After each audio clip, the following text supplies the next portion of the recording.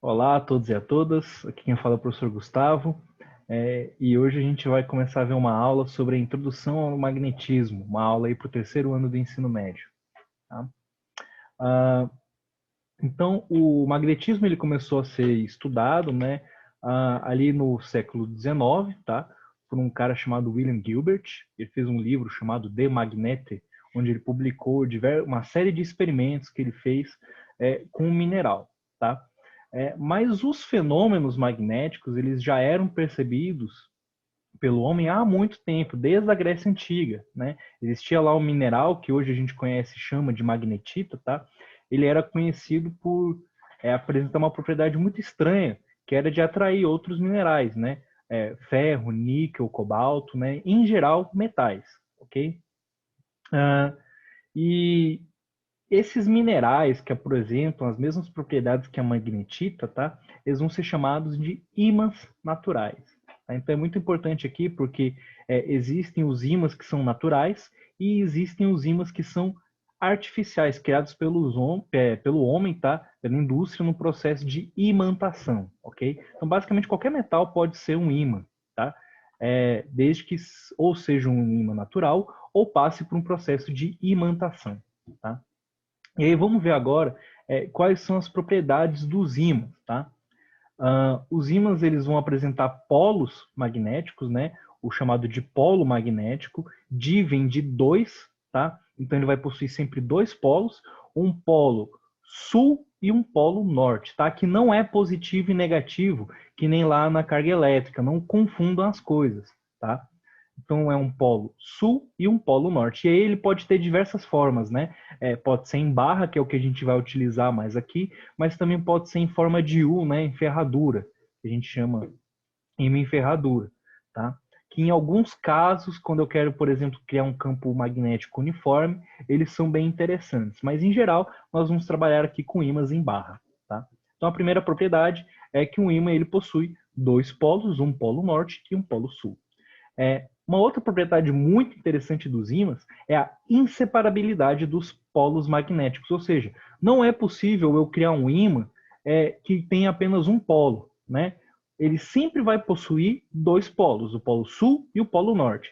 Então vamos supor, por exemplo, que eu venha aqui e quebre, né, venha com uma marreta ou com uma faca muito afiada e quebre esse ímã no meio, né, pensando assim, eu vou ter um ímã só com sul, né, só com polo sul e um outro ímã só com polo norte. Quando você quebra esse ímã, parabéns, você agora tem dois ímãs, né? Dois ímãs com polo sul e com polo norte. Se mesmo assim você não está satisfeito, vai lá e quebra de novo esses dois ímãs, né? Parabéns, agora você tem quatro ímãs, né? Com polo sul e com polo norte, tá? Então eu não consigo separar os polos de um ímã. É por isso que o nome dessa propriedade é inseparabilidade dos polos magnéticos, tá? Não é possível obter, presta atenção nisso aqui, não é possível obter um monopolo magnético, ou seja, um ímã com apenas um polo, tá? Sempre vai ser um ímã com dois polos, ok? Uma outra propriedade que os ímãs apresentam é a atração e a repulsão, conhecida como interação entre os polos dos ímãs, né? Ímãs de polos diferentes, com polos diferentes, né, próximos entre si, vão se atrair. Então, o polo sul de um ímã vai atrair o polo norte de outro, e o polo norte de um ímã vai atrair o polo sul de outro. E os ímãs, quando eles são aproximados por polos iguais, eles vão se repelir. Então, polo sul repele polo sul, polo norte repele polo norte, tá? Então, essa é uma propriedade bem parecida com a da carga elétrica, mas aqui já vou destacar de novo, por mais que seja parecido, não é a mesma coisa, porque a natureza das características dessas propriedades ela é diferente, tá? Vou explicar mais para frente qual é essa diferença, né, numa próxima aula. O ímã ele também vai criar, né, ele vai apresentar essas propriedades magnéticas todas que eu falei para vocês, porque na volta dele, né, na região em volta dele, ele vai criar o que a gente chama de campo magnético. Tá? Esse campo magnético ele vai sair do polo norte e ir para o polo sul. Essas linhas aqui são chamadas de linhas de indução, tá? Que a gente vai estudar mais a fundo na próxima aula. Se eu pegar e pulverizar em volta de um ímã o que a gente chama de limalha de ferro, né? Um pozinho de ferro. A imagem que eu vou obter é essa imagem aqui, ó, bem parecida com a do desenho, que vai mostrar essas linhas de indução, né? Saindo do Polo Norte e indo para o Polo Sul, tá? E aí, a Terra, ela possui um grande campo magnético também, tá? Por isso que a gente utiliza a bússola para se orientar, né? O que é a bússola? É nada mais, nada menos do que um ímã, né? E aí o norte da bússola é o que a gente utiliza para se guiar aí, né? Na selva, ou na geografia também, né? Na latitude e longitude. O que é importante destacar aqui? Se eu pego um ímã e suspendo ele, ele sempre vai pegar o seu polo norte e se alinhar com o campo magnético da Terra, tá?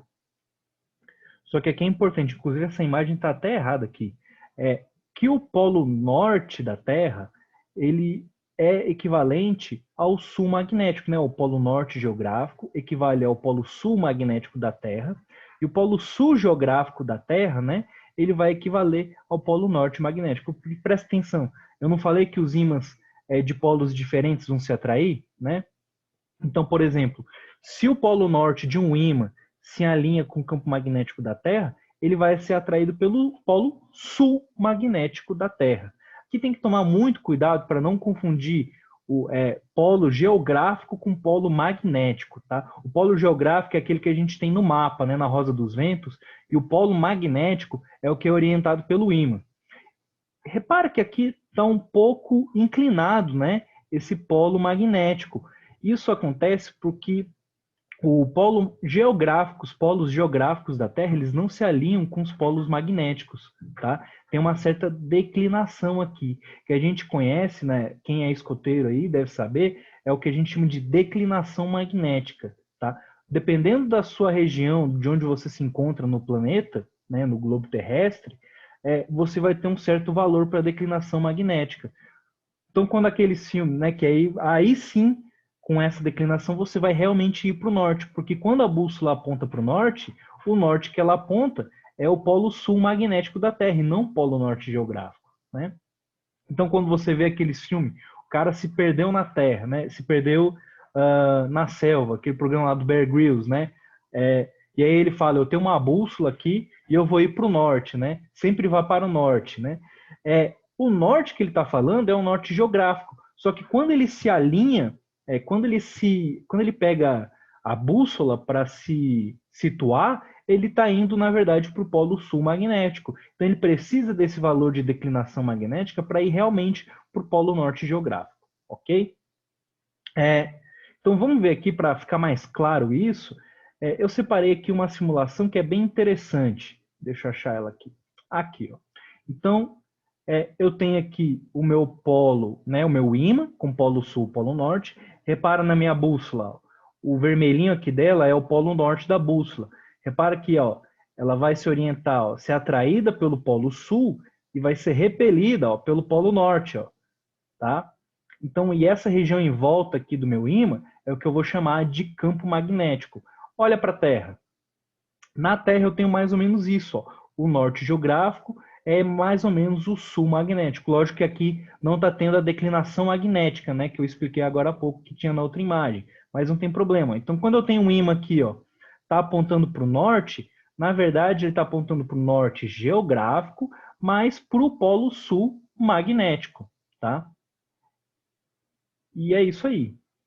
Eu espero que vocês tenham gostado dessa aula. Esse negócio de polo sul magnético, norte geográfico, é um pouco confuso mesmo. Você tem que depois pegar uma imagem e olhar ela com mais calma, tá? Mas eu não vou ficar me delongando muito nisso para ela não ficar muito comprida, beleza? Eu espero que vocês tenham entendido. Qualquer dúvida é só entrar em contato comigo. Tchau, tchau.